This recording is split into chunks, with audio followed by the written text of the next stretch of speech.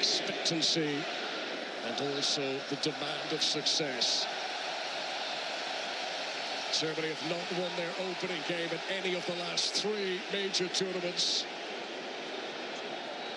Who is going to get the better of the early stages here?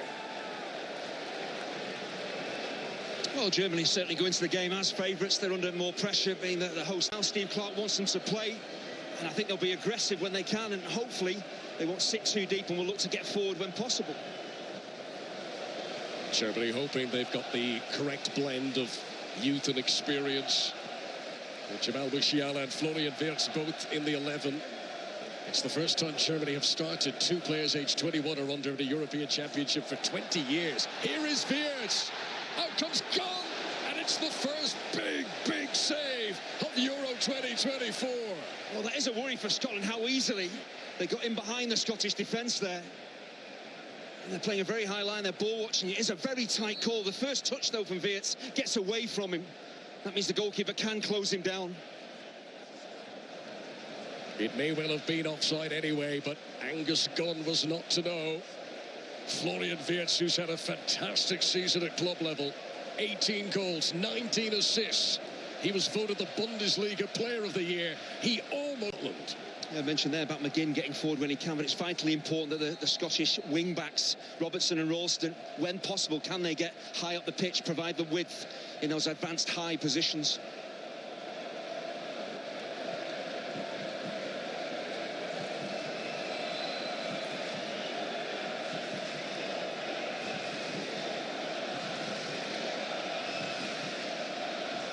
Good distance on the throw. Rudiger for Germany. Back in by Ralston. Delicate touch from Cruz to Mittelstadt. And that is composed defending by Jack Hendry. Yeah, that's how to defend without actually playing the ball, just leaning into your man, not fouling him, just levering Wirtz off the ball. Great defending, good positioning initially from Hendry.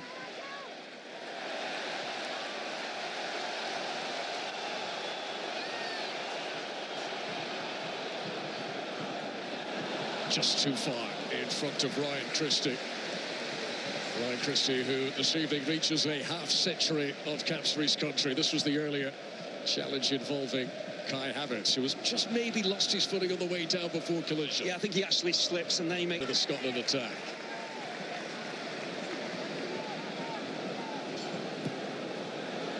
Slipped by Toni Kroos, but he still delivers a pinpoint pass. Space for Fiat!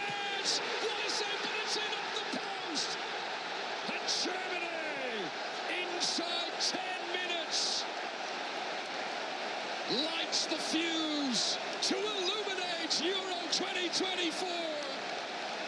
The European Championship for Germany is up and running now.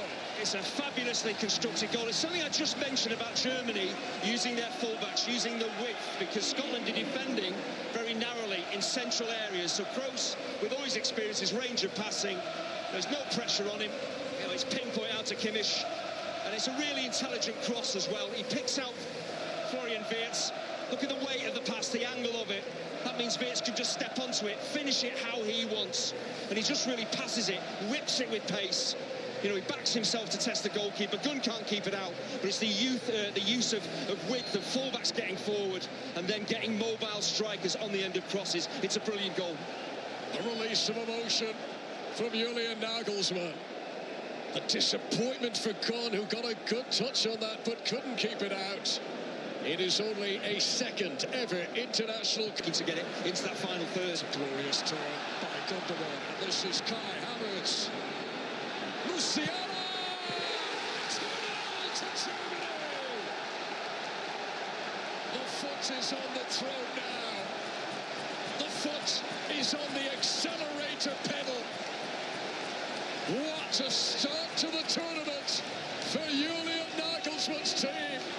The 2 kids, the 2 youngest players in this Germany 11 have scored the opening goals inside 20 minutes. Well, you have to admire the German approach. They took the lead, they didn't sit back and just enjoy being 1-0 up. They went for that second goal, and this this is another beautifully constructed goal. It looked like the opportunity had gone because the ball breaks to Havertz and he doesn't really back himself on his left foot. Clearly onside as the ball is played, but he comes back in field into traffic. It looked like the chance had gone, but the footwork, the balance, the composure of Musiala is outstanding. What maturity, what a finish. The ball is past gun before the keeper can even react. It's a sensational second. Third international goal for Bayern Munich's Jamal Musiala. Steve Clarke looks for calm heads, clear eyes, but so difficult for Scotland now amidst the bedlam that Germany have created inside the Munich arena. And if you look at the two German goals, there's numbers back there for Scotland, plenty of defensive numbers, but it's the move.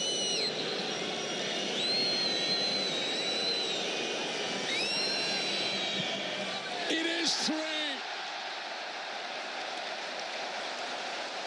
A thoroughly dominant start to Euro 2024 for the host nation. And how cool and collected was that from Kai Havertz. Yeah, it never looked like missing. It's been a sensational first half performance from Germany. Whether they scored 1, 3, 4, 5 doesn't matter. They've dominated this opening 45 minutes. And I think the first two goals, again, it was brilliant attacking play from Germany. But the third, the penalty, it was self-inflicted. The challenge from Porteous, it did deserve the penalty and the red card to show their quality, because they haven't had the ball to actually do that. And Musiala showing the quality. Look at that! Nicholas Fulkrug with his first attempt, sprung from the bench to score a fourth goal for Germany tonight.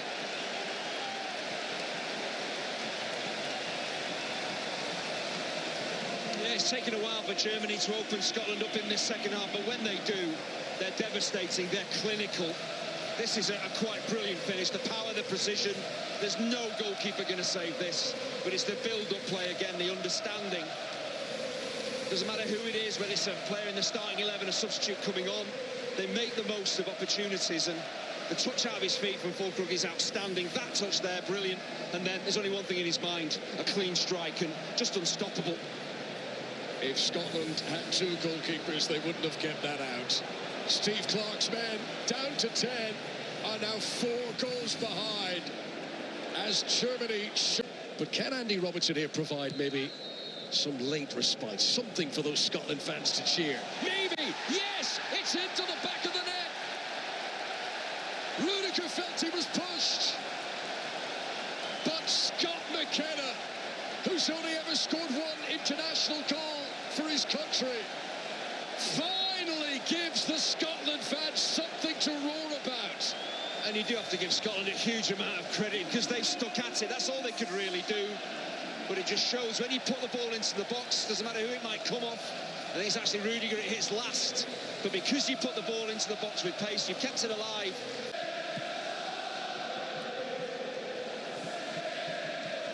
Sané, Muller.